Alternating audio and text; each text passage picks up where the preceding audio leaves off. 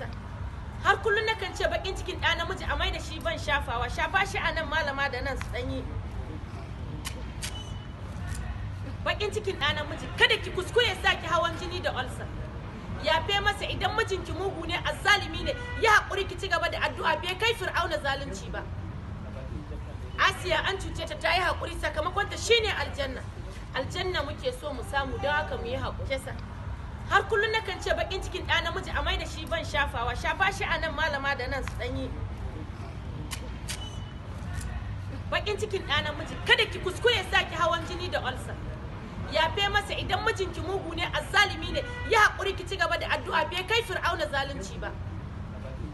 Asiya an cuce ta, ta yi haƙuri, sakamakonta shine aljanna. Aljanna muke so mu samu, don haka mu yi haƙuri. Ya sa ki hawan jini da ulcer. Yafe masa idan mijinki mugu ne, azzalimi ne, ya haƙuri ki ci gaba da addu'a, bai kai Fir'auna zalunci ba. Asiya an cuce ta, ta yi haƙuri, sakamakonta shine aljanna. Aljanna muke so mu samu, don haka mu yi haƙuri.